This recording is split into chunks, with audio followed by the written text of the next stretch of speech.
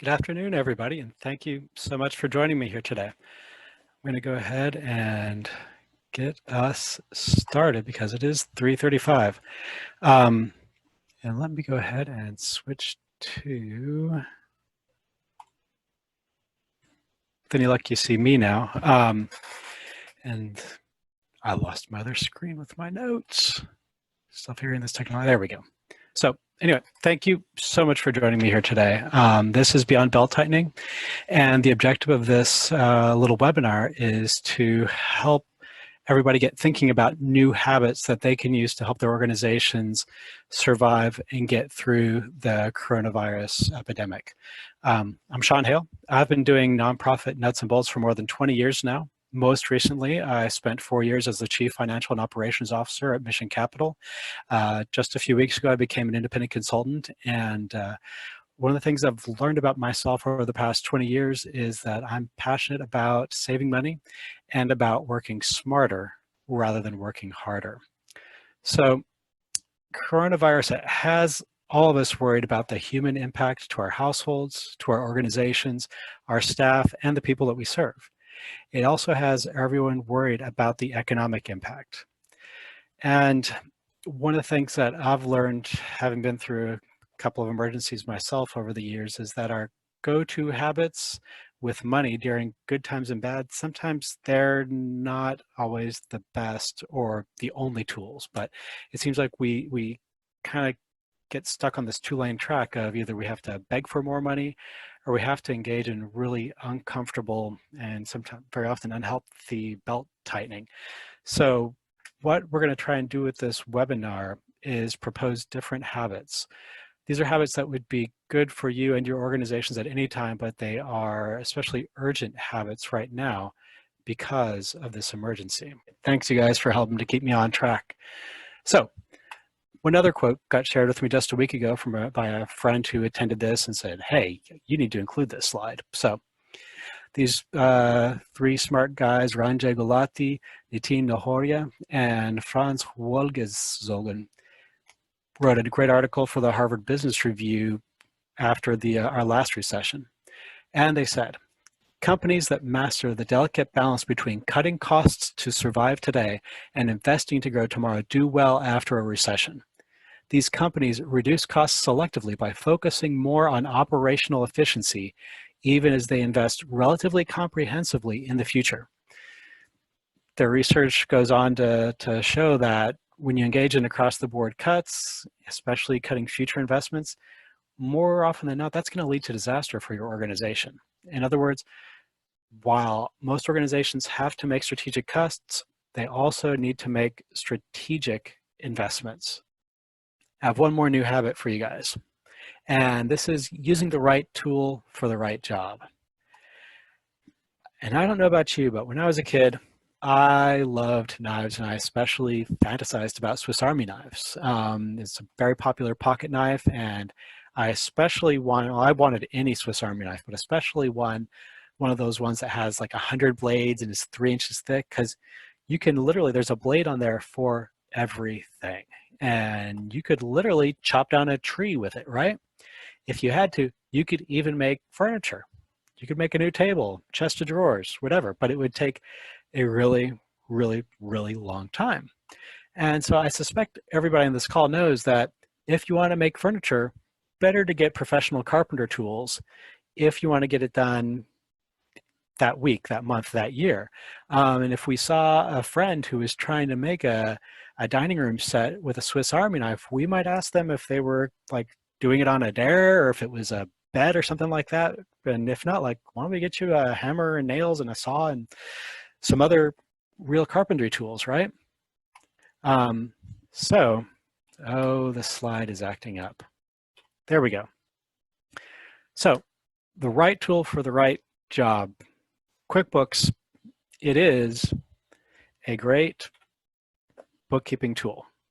And, you know, for most small nonprofits and small businesses, it's like number one. They have great market share. It's fairly user-friendly.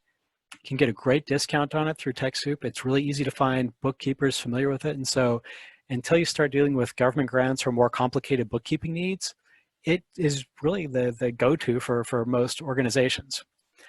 Last year, I was having lunch with somebody from a local nonprofit that has good visibility, a lot of events and things like that. So those of you here in Central Texas have probably heard of them.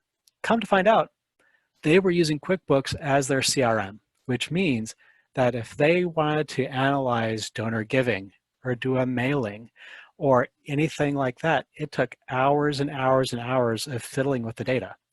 And they definitely didn't have any tracking of touch points with major donors. They weren't able to do moves management where you say, hey, you know, this person's coming to all of our events and they've been donating $20 a month pretty regularly. We should have coffee with them and, you know, see if we can engage them more. And before you know it, this person's donating $100 a month. And before you know it, they're donating $50,000 a year. You can't, QuickBooks is not a tool that's going to make that easy for you. And so this organization, they had a workaround. They hired a second development staffer just so they could have somebody to fiddle with the data and pull it out of QuickBooks and make it useful. So again, I don't want to poo-poo this organization. It's great. They do great work. They have a lot of really smart people at this organization. Many of them have advanced degrees in this organization's specialty, but they're not experienced with finance, operations, or development. And so I helped connect them with a professional who got them onto a real CRM. And so now when it comes to their fundraising, they are so much more productive and they're able to get significantly better analysis. They're able to get much better communication with their donors and all those good things because QuickBooks, it's a great bookkeeping tool, but it's not a great CRM. In fact, it's not a CRM at all, but lots of good organizations come to find out try to use it like that because they just don't know that it's not the right tool for that job. Another example of this comes with expense reports. And I've run into, on a regular basis, organizations that have unnecessary pain when it comes with expense reports. And, you know, the kind of thing where you have people saving shoeboxes full of receipts at the end of the month and then trying to fill out an Excel spreadsheet or maybe even a sheet of paper and turn it in, but they're missing 3 receipts and there are questions about this, that, and the other, and they don't remember that expense, and there's lots of back and forth, lots of headaches, frustration. Can be very frustrating for the people who've had the expenses and for the people who are trying to get the financial reports done. So last fall, we have a local mid-sized nonprofit who switched off their old manual system and adopted a cloud-based system for their expense reports. Got rid of the shoebox full of receipts, all that rigmarole, and they got a really good cloud-based system. There are a number of them out there. This particular one lets you use your smartphone to take pictures of the receipts and immediately code them. So if you're out to lunch with a potential donor, you can take a picture of that receipt, immediately upload it to the cloud, take another 30 seconds and say right in there, all right, this was lunch with Terry and we want to charge it to the fundraising account, and you're done. You can throw away the receipt and you can forget about it, literally. This particular one that our friends at this local nonprofit did, it's integrated with a company credit card, so it reduces some of the friction there. It has a bunch more bells and whistles that help to increase the productivity for the administrative staff. Some of these are even free and have cash back for you. So you get a free expense report system, free credit card, and you can even get cash back. And you can get rid of that pain in the neck that the organization has around expense reports. And what this colleague found is that even there are people in the organization who hate change and hate technology, they loved this. And they said, oh my God, why didn't we do this years ago? It reduced so much pain and it freed up so much staff time. And so it just added a lot of efficiency and let them dedicate that time to things that are going to help the organization more. So the moral of the story, we don't know what we don't know, and new technology is emerging constantly, and it seems like it's coming out faster every year. If a certain task feels redundant and tedious and you're finding yourself doing hours and hours and hours of it every month, there's a good chance a computer can do it for you. And so applying the right technology, it can save you money and or increase your productivity. And if you're too busy to stay up to date, this would be a good time to ask yourself, do you have someone who can help you make sure you are up to date and applying good tools? And so the new habit that I'd encourage us all to have is make sure that on a regular basis, we're just doing a review of our technology tools, and are we using all the best or at least very good tools that are available to us. So if you aren't able to get your head into a space where you can get perspective, and that's really difficult to do all by yourself, what can you do to tap that expertise?